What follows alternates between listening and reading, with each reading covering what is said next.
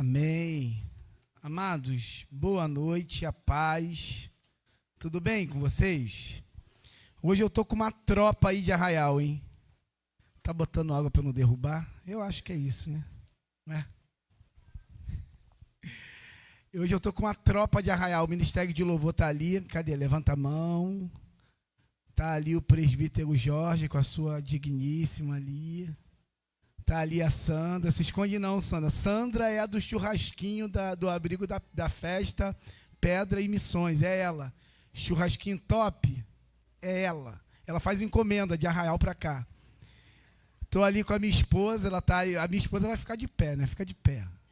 Fica de pé. Mulher bonita, cega, né? Deus abençoe. Fico muito feliz de estar aqui com os amados. Muito feliz mesmo. E que bom que a igreja está fazendo hoje. Hoje não, né? Quando? Qual dia? Hoje. Hoje mesmo está fazendo 39 anos. Fico muito feliz. E que a igreja de Arraial foi instrumento para fundamentar essa casa e dar o pontapé inicial. Que Deus abençoe. Amados, abra sua Bíblia no livro de Neemias. Neemias tem um livro que tem falado bastante comigo. A gente falou sobre Neemias aos domingos à noite, ficamos mais ou menos um mês e meio falando todo domingo à noite sobre o tema Neemias, e foi muito edificante para nós. Eu gostaria que você abrisse comigo em Neemias, capítulo 2, e que você lesse comigo o versículo 4, só que ia ler o versículo 4 do capítulo 2 de Neemias. Capítulo 2, versículo 4. Você achou aí? Sim ou não? Amém? Achou? Mesmo assentado, mas com reverência à palavra do Senhor, diz assim: disse-me o rei, o que me pedes agora? Então orei ao Deus dos céus. Vamos orar mais uma vez? Senhor, essa é a tua palavra santa, viva. Fala com a gente, Pai, por favor. Pai, que o teu nome seja glorificado aqui, Pai. Que vidas sejam direcionadas pela tua palavra que é santa, poderosa. Fala conosco nessa noite, em nome de Jesus. Amém e amém. Amados, o livro de Neemias é um livro que eu gosto bastante. Aonde o livro de Neemias ele está situado na história de Israel? Aonde ele está? Quando tudo acontece, em que período Israel está vivendo? Você sabe muito bem que a monarquia ela se instaura com Saul. O povo pede um rei e Deus dá um rei segundo o coração do povo. Mas Saul, você sabe que ele se rebela contra o Senhor. Ele não obedece. Ele prefere sacrificar do que obedecer. E aí Deus tira ele e levanta alguém segundo o coração de Deus, chamado Davi. Samuel vai até a casa de Jessé e unge Davi como rei de Israel. Passam-se 20 anos até Davi subir ao trono. E Davi, ele reina sobre Israel. No lugar de Davi, você sabe que reina Salomão. Salomão é aquele que constrói o templo. Salomão é aquele que tem a sabedoria, que quando Deus lhe fala a respeito do que ele pode pedir, pede o que tu quiseres. E aí Salomão lhe pede sabedoria. E Deus, juntamente com a sabedoria, lhe dá riqueza, lhe dá poder e lhe dá paz durante o seu reinado. Mas Salomão, na sua velhice, ele fica frouxo de caráter. Ele casa com muitas mulheres e por conta disso, as mulheres em que ele casara, ele começa a trazer a idolatria para dentro de Israel. É interessantíssimo porque a bruxaria e a idolatria, ela se inicia, tem o seu embrião com Salomão, um homem mais sábio. E deixa com que a idolatria entre. E as mulheres começam a trazer os seus ídolos para Israel. E aí Deus fica muito decepcionado com Salomão e diz: olha, Salomão, eu vou arrancar o reino de você. Não vai ser no teu reino, mas vai ser no reino do seu filho Roboão. E quando Salomão morre, Deus divide o reino. Reino do Norte, Reino do Sul. O Reino do Norte fica com as 10 tribos. O Reino do Sul fica com 2 tribos. O Reino do Sul é governado sobre a dinastia de Davi. Os descendentes de Davi, eles reinam sobre o Reino do Sul. Mas o Reino do Norte, com a concorrência do Reino do Sul, porque havia o templo de Salomão no Reino do Sul, eles constroem um templo em Samaria, com medo de perder o povo. Vai que o povo desce e o povo fica. E aí Deus manda profeta, Deus levanta profeta, Deus levanta profeta, até que a Síria, ela detona o Reino do Norte. É aí que surge os samaritanos, porque o reino assírio, eles tinham o costume dos povos conquistados, ele tinha o costume de misturar a cultura para dizimar a cultura dos povos. O Reino do Sul é avisado, olha o que aconteceu lá, e é avisado, até que no tempo de Jeremias, o Reino do Sul cai sobre a Babilônia. A Babilônia destrói o templo, acaba com a cidade do Reino do Sul, acaba com Judá. E aí se começa o cativeiro babilônico, 70 anos de cativeiro. Até ter passado os 70 anos ao decreto de Ciro, o Grande, para que a nação de Israel voltasse. E há pelo menos 3 retornos. O primeiro retorno é sob a liderança de Zorobabel, para construir o templo. O segundo retorno é sob a liderança de Esdras, para ensinar a lei. O terceiro retorno é o retorno de Neemias, para reconstruir as muralhas. 120 anos se passaram, desde a destruição de Nabucodonosor. E agora estamos com Neemias. Neemias está diante de um desafio muito grande. Neemias, possivelmente, os estudiosos vão dizer que Neemias, possivelmente, ele nunca foi em Jerusalém. Ele nasceu sobre o cativeiro. Mas Deus coloca no coração de Neemias, quando ele ouve da real situação de Jerusalém, quando ele ouve a respeito da cidade, do templo, o coração dele se sente compungido, ele chora, ele lamenta, durante dias ele jejua e ele ora.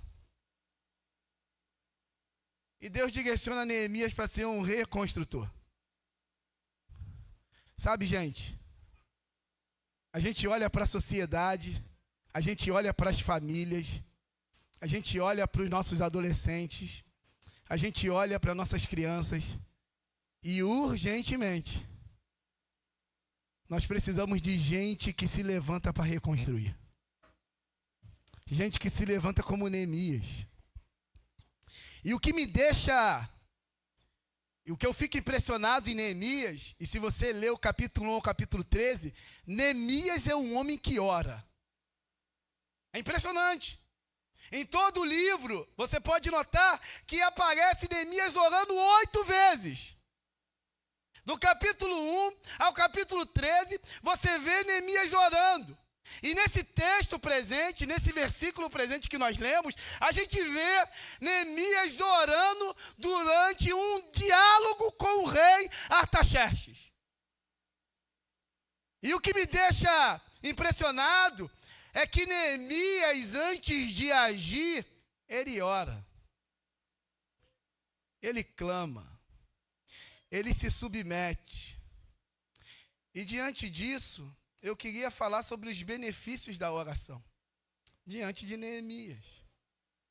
Eu vou pregar rápido hoje, hein? Em primeiro lugar, a oração ela é uma ferramenta de direção. Em primeiro lugar, a oração ela é uma ferramenta de direção. A gente às vezes pensa que a nossa oração muda Deus. A gente pensa que a nossa oração ela tem apenas o objetivo de fazer Deus nos dar algo. Mas a oração não tem somente essa finalidade de Deus nos dar, nos abençoar. Mas a oração, sobretudo, ela é um ambiente onde Deus nos muda, aonde Deus nos transforma para nós entrarmos na direção que Ele quer. Porque Deus já tem um propósito sobre as nossas vidas. Deus já tem tudo estabelecido. Deus não tem plano B. Deus tem um plano eterno. Um plano que Ele tem sobre as nossas vidas antes de nós nascermos. Ele já sabe os nossos dias. Ele já nos conhece. E a gente olha para Neemias, ele usa a oração como ferramenta de direção. Isso é fantástico, porque se você voltar um pouquinho comigo, no capítulo 1, versículo 1 diz assim: as palavras de Neemias, filho de Acalias, no mês de quê? De quê? Quisleu. Você sabe qual é o mês Quisleu no calendário judaico? Novembro. Então, no mês de Quisleu, ele ficou sabendo da notícia de Jerusalém. Aí olha o versículo 4, do 1 ainda. Tendo eu ouvido estas palavras, assentei-me e chorei e lamentei por alguns dias, e estive jejuando e orando perante o Deus do céu. Olha o capítulo 2, o versículo 1. No mês de quê? Nissan. O mês de Nissan é o mês de março do calendário judaico. Ele começa a orar no mês de Quisleu. Ele só vai falar com o rei no mês de Nissan. Ele fica 4 meses orando, clamando, chorando, dizendo: Senhor, aonde o Senhor está? Que caminho eu tenho que tomar? Qual a direção que o Senhor quer me dar?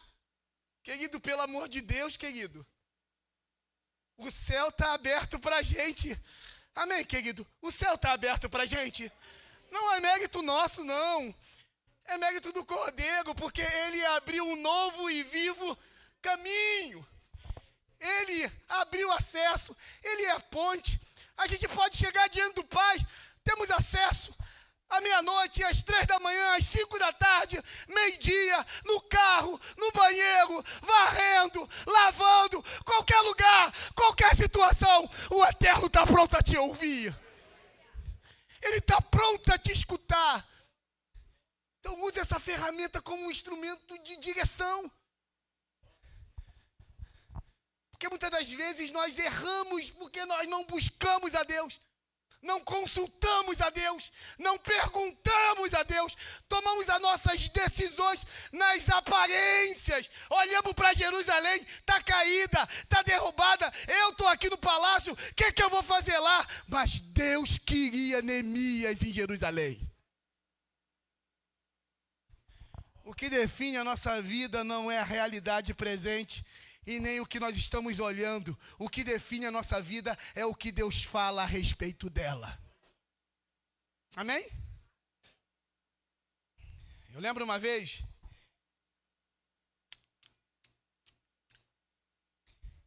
que me apareceu uma oportunidade boa para a igreja de Arraial do Cabo. Oportunidade boa. Uma porta aberta. Uma oportunidade onde, assim, já viu quando vem a faca e o queijo, assim, é só você, aquele pão quentinho. Vocês têm um pastor que faz pão agora. E é gostoso. Né? Eu não sirvo para fazer pão, pelo amor de Deus.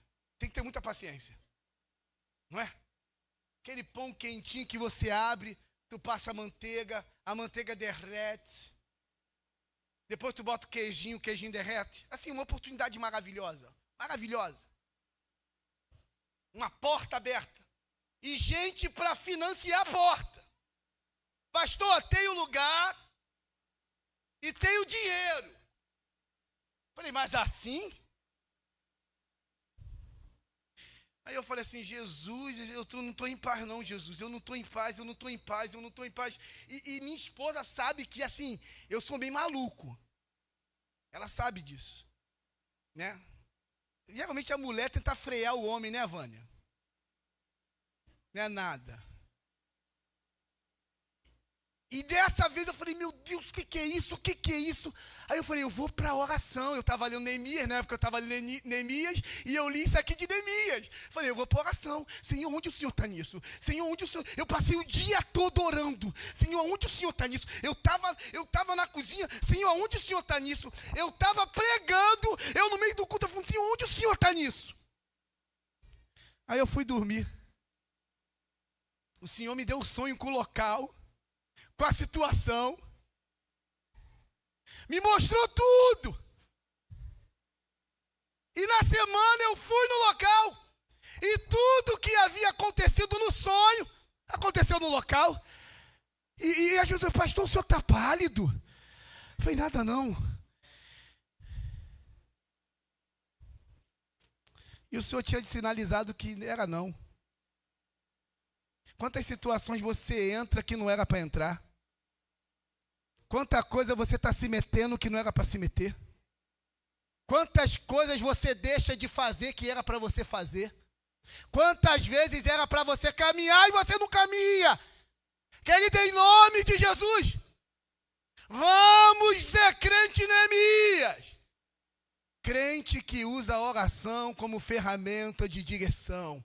Vamos deixar Deus mudar a gente. Vamos deixar Deus direcionar a gente. Não a nós, Senhor, não a nós, mas ao teu nome dai glória. Segundo lugar, a oração, ela abre a porta da provisão. Ah, querido. Isso é lindo, porque a gente olha para esse texto aqui, a gente vê Neemias diante do rei Artaxerxes. E é interessante porque havia um decreto contra Israel. Se você for em Esdras, não precisa, depois você lê, Esdras 4:21, há um decreto para acabar toda obra. Acabou. Ninguém mete a mão mais em nada.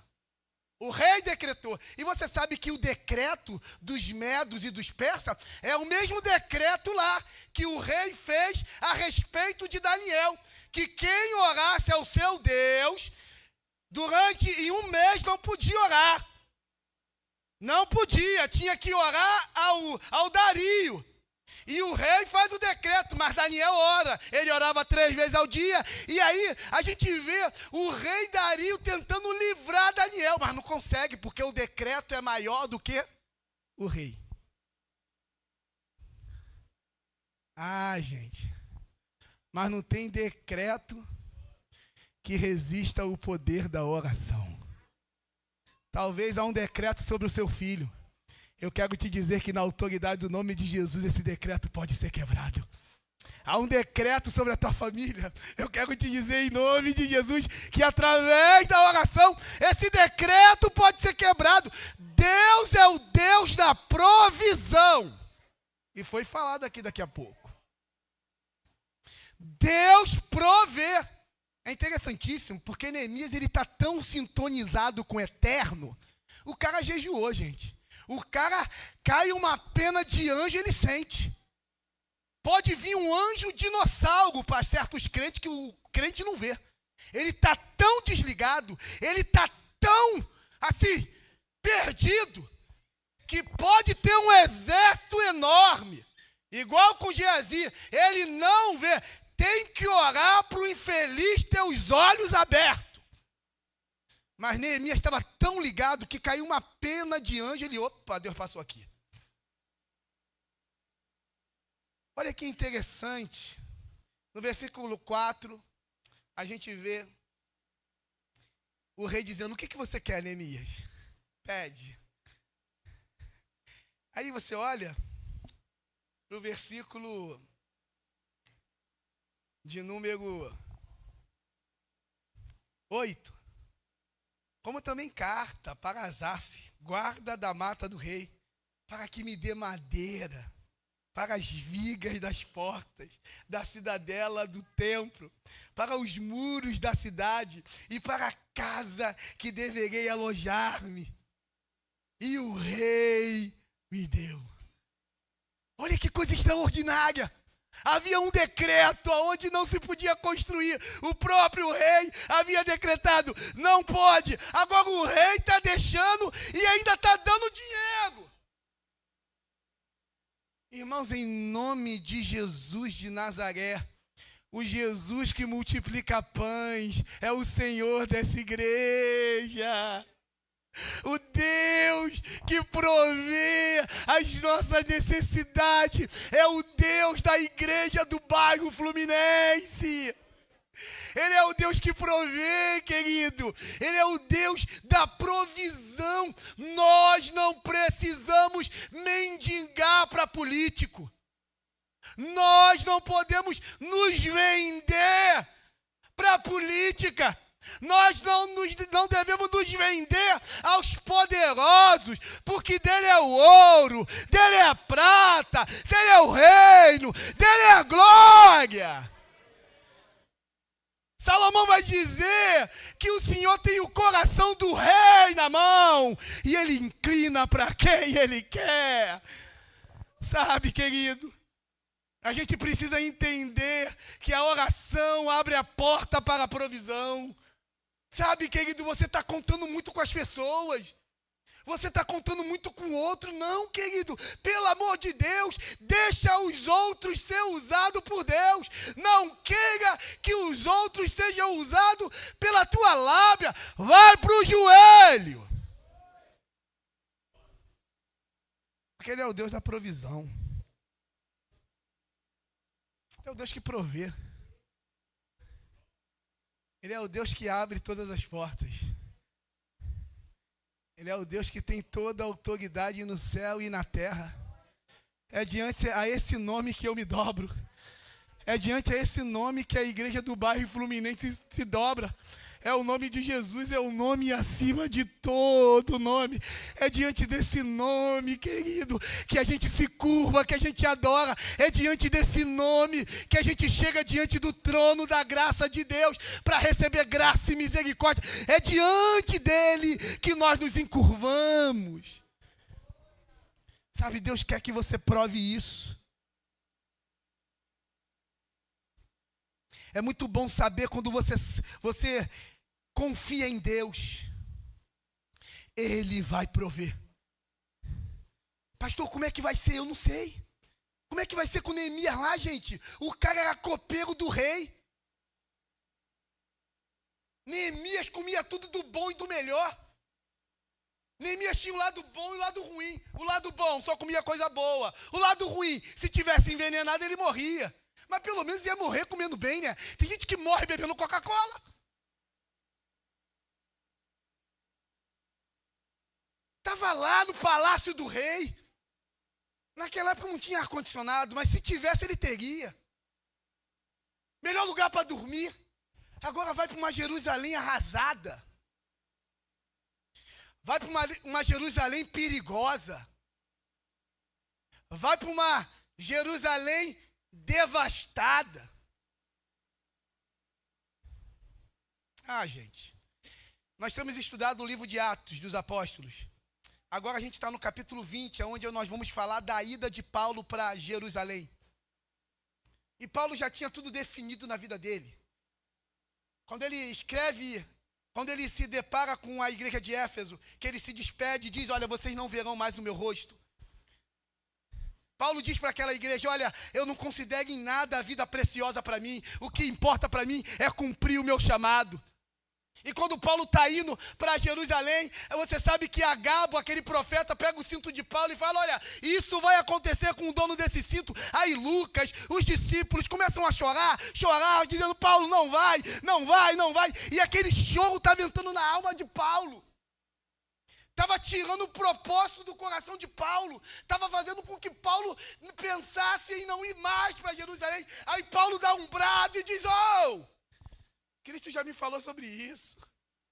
É para lá que eu tenho que ir. Há perigo.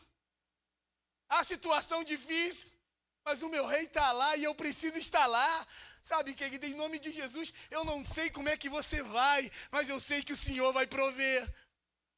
Eu não sei como é o cenário, mas o Senhor vai cuidar de você. Em último lugar, querido, e eu acabo aqui, é que a oração, ela também tem um terceiro benefício. A oração, ela faz com que os inimigos se levantem. Que é isso, pastor? Isso é bom, a gente vai ver. Repague comigo o versículo de número 10, do capítulo 2.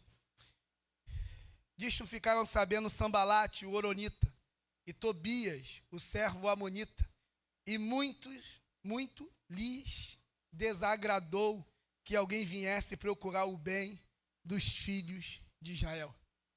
Olha isso, gente, está tudo caminhando bem. Tudo caminhando bem. Neemias está com direção. Neemias está com provisão. Opa! Pô, direção e provisão, pelo amor de Deus. Mas agora Neemias também tem adversários. No seu palácio ele não tinha.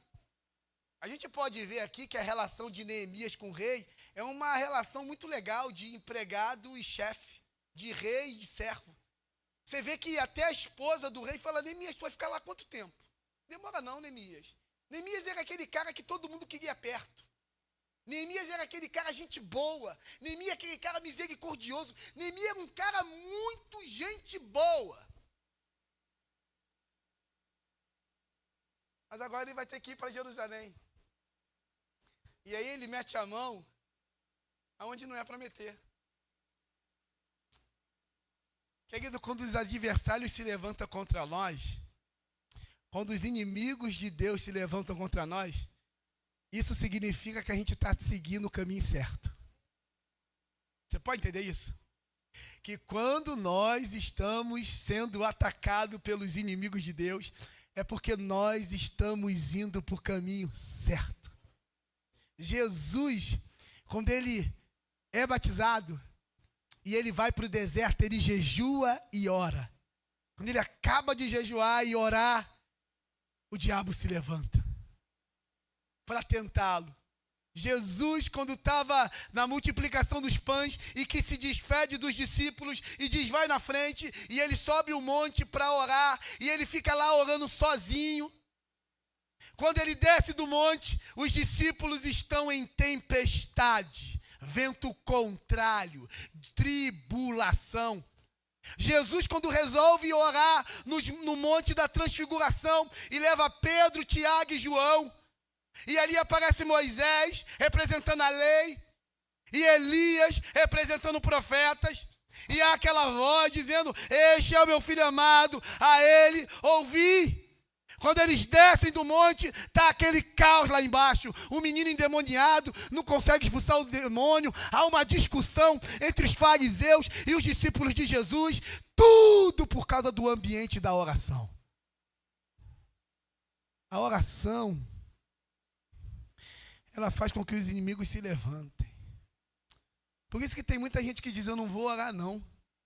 Porque quando eu oro o negócio aperta. É bobo. É boba. Eu vou orar, pastor. Quando eu não estava orando, estava tudo na moral. Estava tudo legal. As coisas andando bem. Agora, pastor, o negócio está feio. E se levantou lá, veio um endemoniado e arrebentou meu carro. Minha vizinha lá se levantou, pastor, de um jeito que parece que a mulher está com a pomba gira, atacada. Pastor, eu comecei a orar, eu estou quase perdendo o meu emprego. Talvez Deus te colocou na prova para te provar.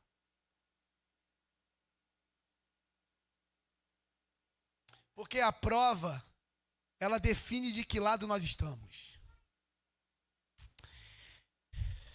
Os inimigos se levantam contra a igreja do Senhor, mas eles não prevalecem contra os servos do Deus vivo.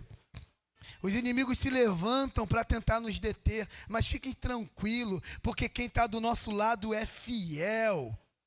Os inimigos se levantam para tentar fazer a gente parar, mas nós somos um povo que colocamos a mão no arado e não vamos voltar atrás. Nós somos um povo que seguimos uma carreira que nos foi proposta, assim como Abraão, que não teve volta, assim como Jacó, assim como José, assim como Paulo, assim como Pedro. É um caminho sem volta, não tem como voltar, porque nós não somos daqueles que retrocedem. O inferno pode se levantar, maior é Deus conosco. Estamos guardados em Cristo, Cristo é em nós, a esperança da glória de Deus. Não nos para. Deus está te chamando para oração de novo. Deus está te chamando para o teu quarto. Lembra daquele cantinho que você tinha?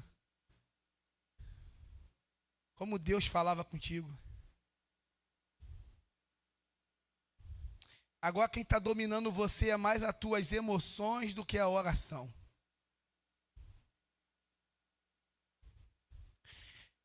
E você está mais perdido do que sei lá o quê. Deus quer te direcionar a tua vida nessa noite. Deus quer te botar na rota. Deus quer te botar na estrada do Evangelho. E sabe, querido, a gente está aqui para reconstruir. A gente está aqui para levantar os muros. É fácil? Não, não é fácil. Mas é através da oração.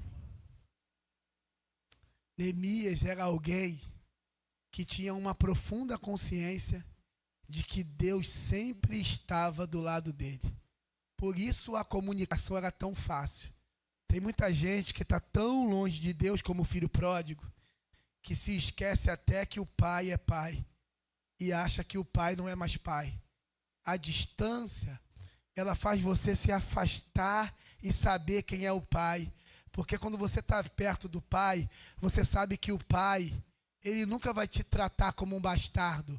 O pai vai sempre te tratar como filho, porque nós fomos comprados pelo sangue precioso de Jesus. Mas o distanciamento de Deus faz a gente deixar de confiar de que Ele é Deus, de que Jerusalém dá para ser reconstruída e que Neemias vai conseguir. O distanciamento de Deus faz a gente esquecer que Ele é o Deus da provisão. Fica tranquilo. Se faltar água, Ele tira a água da pedra. Se faltar pão, Ele faz pão cair do céu. Se faltar dinheiro, Ele tira dinheiro de peixe. Fica tranquilo, querido, porque o nosso Deus é o Deus da provisão. Em terceiro lugar, querido, saiba que os inimigos se levantarão. Eles vão nos atacar. Eles vão nos intimidar. A tarefa do inimigo é nos intimidar. É nos intimidar. É como Golias, dá-me um homem. Dá-me um homem. E toda Jerusalém, todo Israel com medo, até que levanta um que não vai no seu nome, mas vai no nome do Senhor dos Exércitos. Nós fomos contra os nossos inimigos, não no nosso nome, não no que eu sou, não, eu não tenho nome, querido, eu tenho um nome que é sobre todo nome, e é o nome de Jesus de Nazaré. É esse que é o nome. Coloque em pé, querido, fique em pé, vamos orar. Sabe, Deus está te chamando de volta para a oração.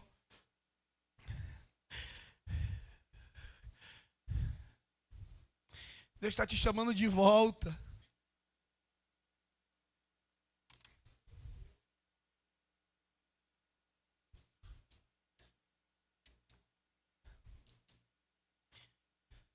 Por isso que você anda tão ansioso, tão preocupado. Aos seus amados Ele dá enquanto dorme. Calma, Ele não te abandonou. Se você é filho dEle, se você crê no Senhor Jesus, Ele está dizendo para você nessa noite, eu não te abandonei. Calma. Vem para a oração, deixa eu te mudar. Deixa eu te mudar. Deixa eu fazer você confiar em mim. Você está confiando pouco. Você confia muito no que vê, mas você sabe que não é para andar pelo que a gente vê. Paulo diz: nós andamos não pelo aquilo que a gente vê, mas pelo que não se vê, pelo Deus invisível, mas é real. Louvado seja o nome dele.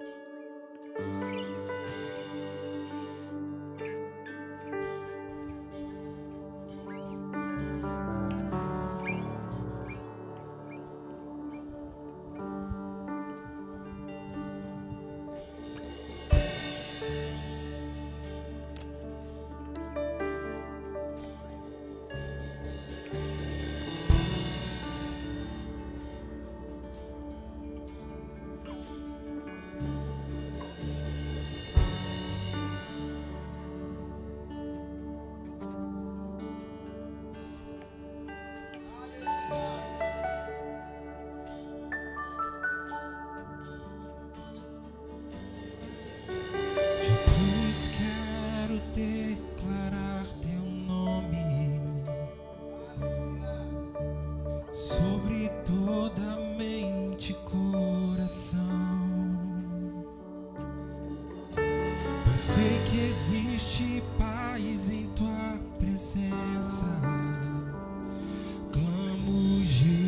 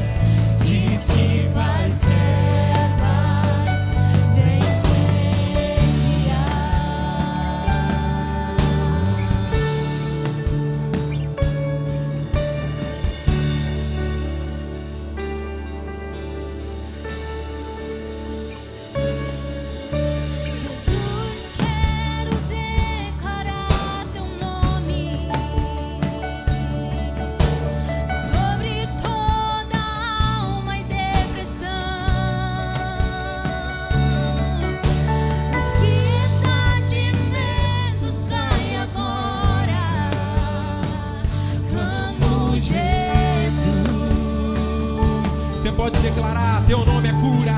Declare: teu nome é cura, é poderoso, teu nome é vida.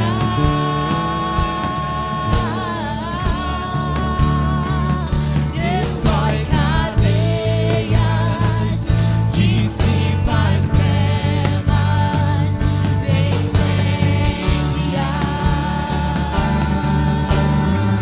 Oh, teu nome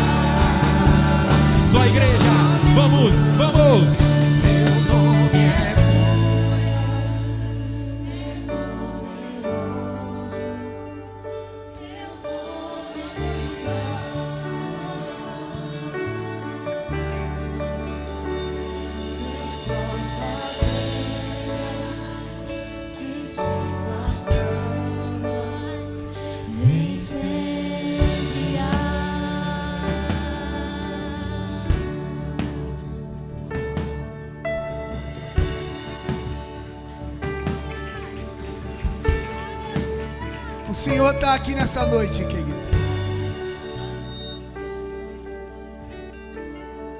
Ele quer te levantar como Neemias. Há algo a ser reconstruído, querido. O Senhor está procurando Neemias que se relacionam com Ele. Neemias que antes de agir param para ouvir a direção. Deus está falando contigo nessa noite. Ele quer te direcionar. O Senhor quer lembrar para você, porque às vezes a gente esquece. A gente fica preocupado com a política, com a crise, com a dificuldade. Querido, pelo amor de Deus, a gente tem que se preocupar sim, mas não em excesso. O nosso Pai está no trono. Deus não está em crise. Ele não está em crise. Em meio àquela crise de Israel, o rei Uzias morreu. Mas o Isaías, ele viu o Senhor. No meio daquela crise de Israel, ele viu o Senhor sentado num alto e sublime trono. Ele está no controle. Ele provê. Ele provê. Eu quero orar por você. Ele quer te levar de volta à intimidade, aonde o Senhor não tem tanta dificuldade para te direcionar. Ele fala e você ouve. Ele não tem que falar 1, 2, 3, 4, 5, 6, 7, 8. Ele não precisa ficar falando com você igual ele falou com Jonas. Falando, não. Ele quer falar com a gente como ele falou com Maria. Maria disse: eu não sei como é que isso vai acontecer, mas eis aqui a serva do Senhor. Cumpre em mim o teu querer, Senhor. Querido, coloque teu coração diante do Senhor. Ele está te chamando de volta. E você sabe que você está distante. Eu não estou dizendo que você se desviou, não estou falando isso. Eu estou dizendo que você está longe daquilo que Deus tem para você. Senhor, Tu conheces os corações aqui nessa noite, Senhor. O Senhor sabe que há muita gente aflita aqui, não sabendo o que nos espera em Jerusalém. Mas nós queremos, Pai, usar a oração como ferramenta de direção. A gente vai orar até o Senhor falar. E nós não queremos decidir o que o Senhor vai falar. A gente quer ouvir o que o Senhor tem para falar. Senhor, nós queremos voltar a confiar. Mesmo às vezes as contas não estando pagas, mesmo às vezes a matemática não fechando do nosso salário com aquilo que a gente gasta, mesmo a situação estando o avesso. Em paz eu me deito e logo pego no sono, porque só Tu, Senhor, me faz repousar seguro. Senhor, nós queremos enfrentar os adversários. A porta do inferno, ela não vai prevalecer contra a igreja do Senhor. O inimigo vai se levantar, mas nós vamos nos sujeitar ao Senhor e resistir o diabo. E ele fugirá de vós. Bendito seja o nome dele eternamente. Amém.